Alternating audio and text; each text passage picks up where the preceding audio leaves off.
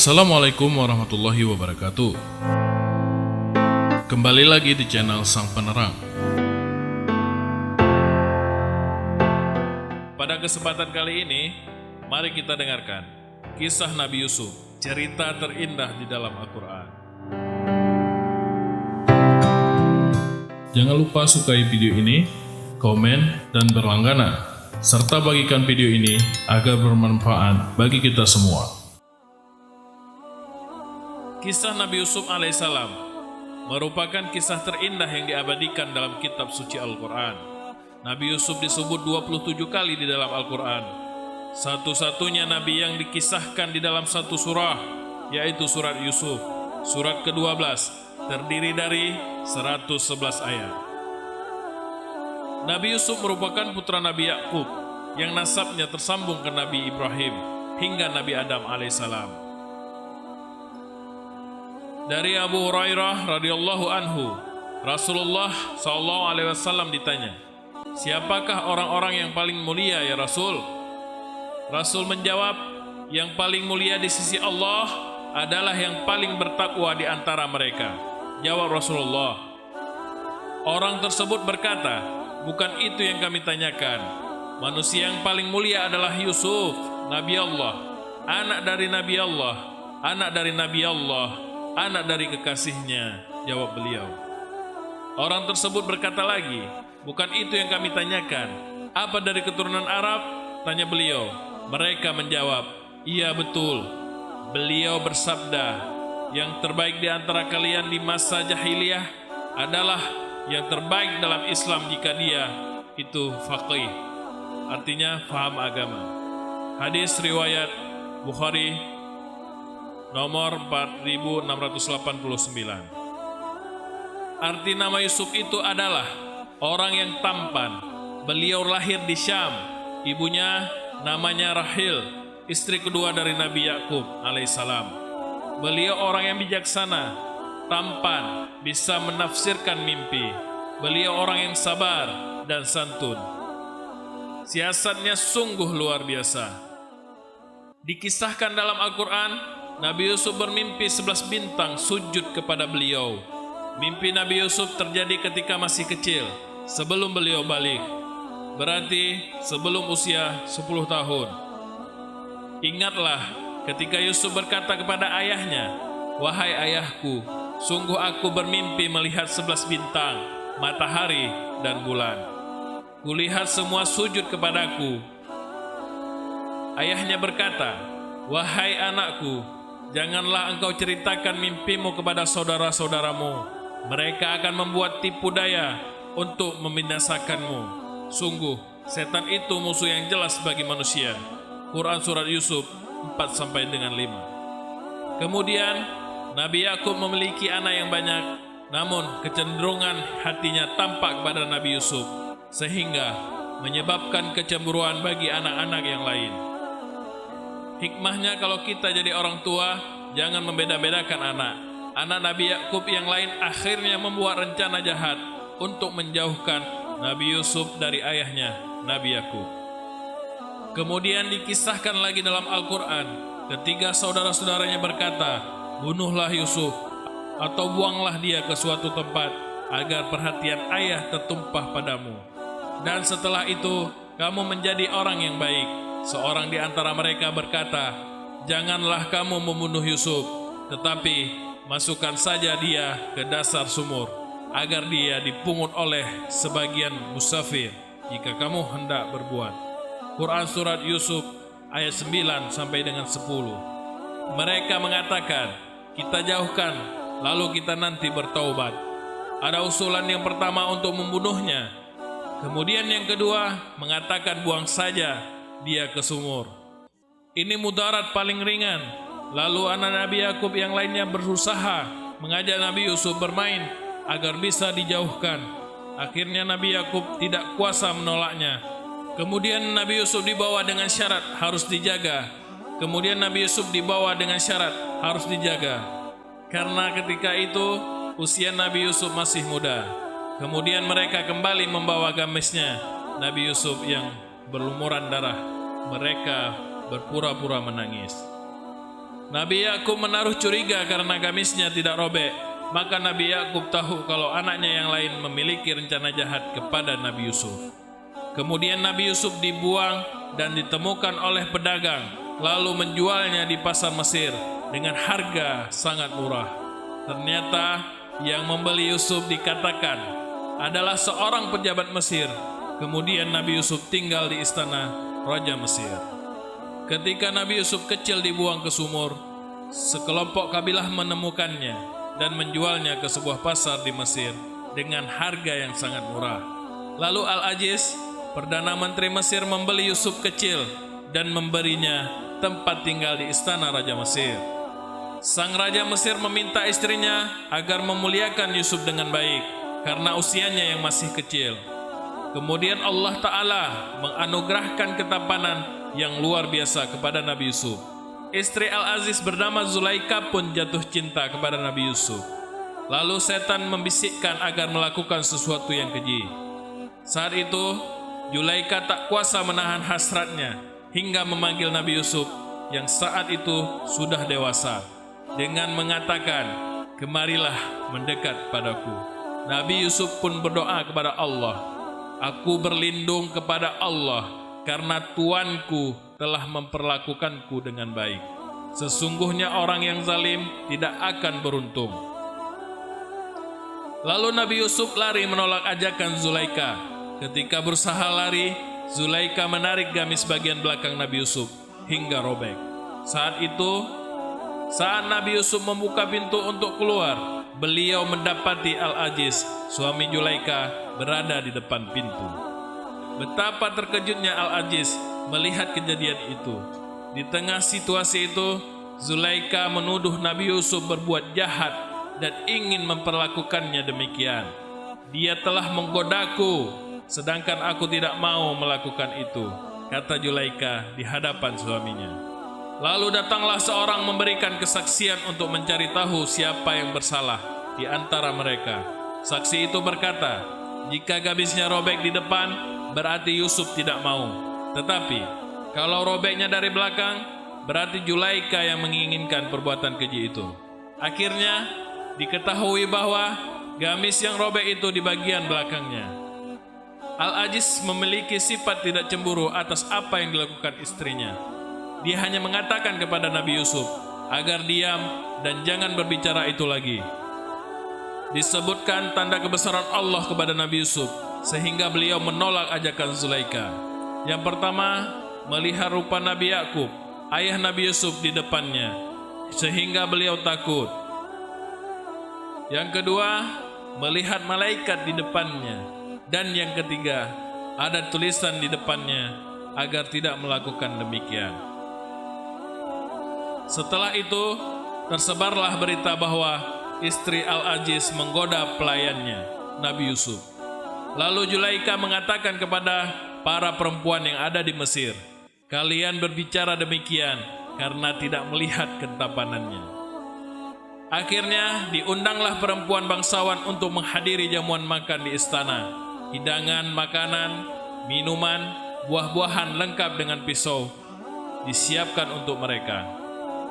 Ketika Nabi Yusuf lewat di tengah jamuan makan itu, para perempuan itu tak sadar mengiris jemari tangannya karena terpesona dengan rupa dan ketampanan Nabi Allah Yusuf. Mereka mengatakan, "Maha suci Allah, ini bukan manusia, tapi malaikat." Lalu Zulaika berkata, "Inilah yang menyebabkanku menggodanya untuk melakukan hal yang diinginkan." Setelah itu Nabi Yusuf pun dipenjara. Pada masa itu, budak yang memandang dan melakukan perbuatan keji terhadap istri majikannya, maka hukumannya harus dibunuh. Namun, tidak demikian dengan Nabi Yusuf. Alasannya adalah karena Al-Aziz tahu Nabi Yusuf bukan orang yang bersalah. Kemudian istri Al-Aziz meminta Nabi Yusuf dihukum penjara agar keluar nanti Nabi Yusuf berubah pikiran. Ada yang menarik ketika Nabi Yusuf berada di penjara. Beliau bertemu dua pelayan raja yang juga mendekam di penjara tersebut. Keduanya mengetahui Nabi Yusuf adalah orang soleh. Ketika keduanya bermimpi di penjara, Nabi Yusuf diminta menakwilkan mimpinya. Salah seorang menceritakan mimpinya kepada Nabi Yusuf. Aku bermimpi memeras anggur yang akan kujadikan khamar. Lalu Nabi Yusuf menerangkan arti mimpi itu. Bergembiralah engkau, sebentar lagi kau akan dibebaskan dari penjara dan diterima sebagai kepala bagian minuman raja, karena tuduhan terhadapmu tidak terbukti. Seorang lagi menceritakan mimpinya. Aku bermimpi membawa kue di atas kepalaku. Ketika itu seekor burung datang memakan kue itu. Nabi Yusuf pun berkata, sayang sekali, engkau akan mengalami nasib buruk. Tuduhan terhadapmu terbukti. Engkau akan dihukum mati di tiang salib. Mayatmu akan dimakan burung mulai dari kepalamu. Beberapa hari kemudian, tafsir mimpi yang dijelaskan Nabi Yusuf itu terbukti kebenarannya. Ketika Nabi Yusuf tahu ada yang selamat di antara kedua anak muda itu, maka dia berpesan agar memberitahukan keadaannya kepada sang raja. Namun, setan membuatnya lupa menyampaikan pesan itu. Walhasil, Nabi Yusuf pun semakin lama di penjara. Ketika setan membuat tipu daya, Allah Ta'ala menunjukkan kuasanya. Tiba-tiba sang raja bermimpi. Adapun mimpi raja itu adalah ia melihat 7 ekor sapi yang gemuk dimakan oleh 7 ekor sapi yang kurus. Biasanya yang dimakan yang kurus, tapi ini sebaliknya. Raja terkejut dengan mimpinya itu, sehingga ia meminta ahli tafsir menerangkannya. Namun semua ahli tafsir di Mesir tidak ada yang mampu menafsirkannya. Ketika itu, anak muda yang bebas dari penjara itu ingat kepada Nabi Yusuf yang ahli dalam tafsir mimpi.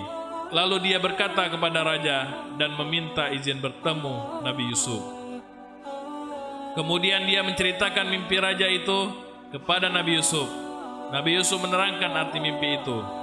Kamu harus bercocok tanam 7 tahun berturut-turut sebagaimana biasa. Kemudian apa yang ada di tangkainya diamkan. Kemudian Nabi Yusuf menjelaskan setelah itu akan datang 7 tahun yang akan menghabiskan tanamanmu. Kalau kalian simpan gandum itu di tangkainya, tidak akan rusak, akan terus mengalir dan itu akan bisa dipakai melewati 7 tahun berikutnya. Demikian Nabi Yusuf mentafsirkan mimpi sang raja. Beliau memberitahu bagaimana cara mengatasi kesulitan atau panceklik di Mesir. Akhirnya Nabi Yusuf dibebaskan oleh sang raja. Ketika utusan datang, beliau tidak mau keluar. Nabi Yusuf ingin bebas dari penjara dengan terhormat. Kemudian Nabi Yusuf meminta agar perempuan-perempuan yang pernah memotong tangannya dipanggil, termasuk istri raja Zulaika. Lalu perempuan-perempuan itu mengakui bahwa Nabi Yusuf tidak bersalah dan istri Al-Aziz juga mengakuinya. Nabi Yusuf akhirnya keluar dengan terhormat dan diangkat sebagai pejabat tinggi di Mesir.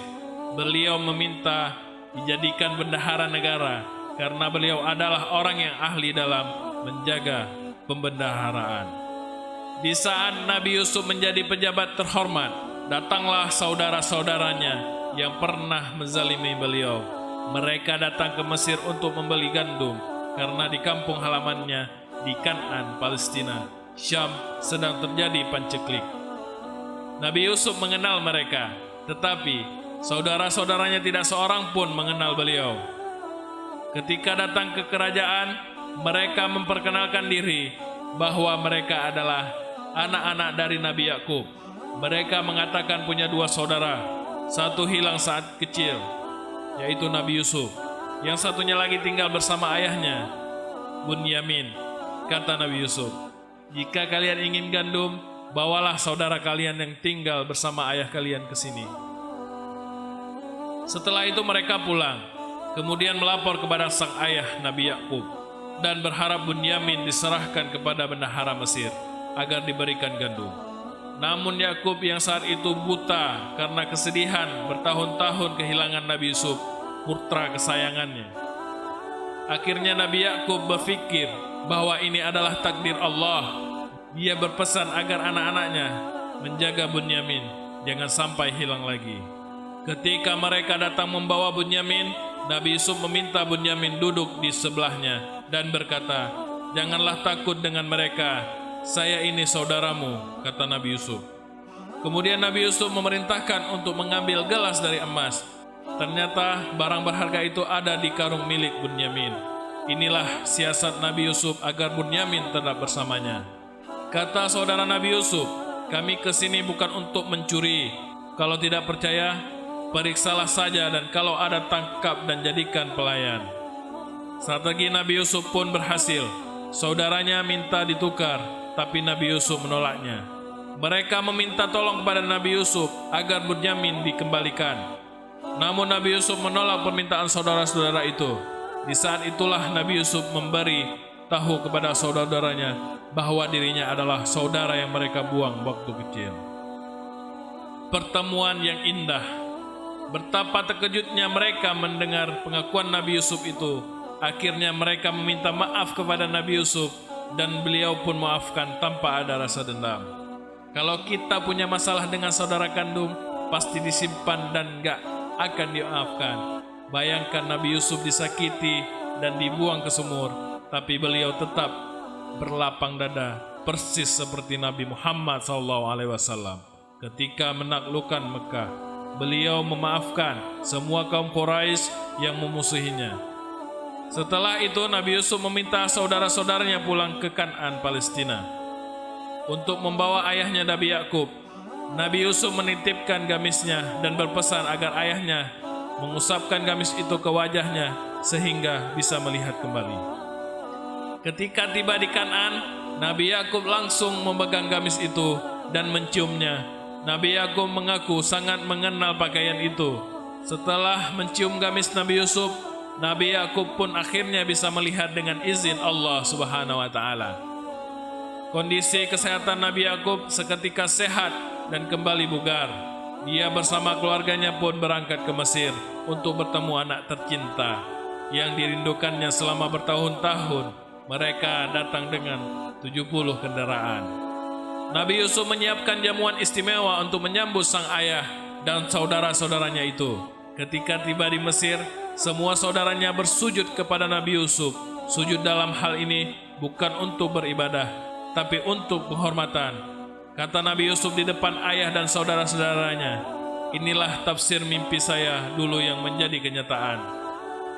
Dikisahkan, Nabi Yusuf berpisah dengan ayahnya selama 22 tahun. Beliau bersama ayahnya di Mesir selama 17 tahun. Beliau hidup 110 tahun dan wafat di Mesir. Beliau berwasiat agar dimakamkan di Baitul Maqdis, Palestina, di sebelah kakeknya. Pelajaran dari kisah Nabi Yusuf yang bisa kita ambil. Yang pertama, kebaikan orang tua akan bermanfaat bagi anak. Yang kedua, Nabi itu keturunan. Yang ketiga, orang yang sabar akan dapat pertolongan dari Allah Subhanahu wa taala. Yang keempat, orang mukmin tidak dengki, harus melawan setan. Nabi Yusuf adalah satu-satunya nabi yang dikisahkan, diceritakan di dalam satu surat yang dinamakan Surat Yusuf. Surat ke-12 terdiri dari 111 ayat. Barang siapa yang bermimpi Nabi Yusuf, maka orang tersebut akan mendapat kedudukan terhormat. Kemudian menandakan saat itu harga naik dan bala penyakit.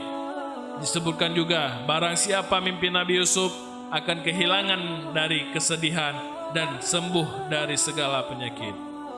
Sahabat sang penerang yang dirahmati Allah Subhanahu wa taala, kisah yang sangat indah yang diceritakan dalam Al-Quran. Semoga kita bisa bermimpi bertemu dengan Nabi Yusuf alaihissalam. Mari perbanyak selawat ke atas Nabi. Akhirul kalam, assalamualaikum warahmatullahi wabarakatuh. Sampai jumpa di kisah-kisah berikutnya.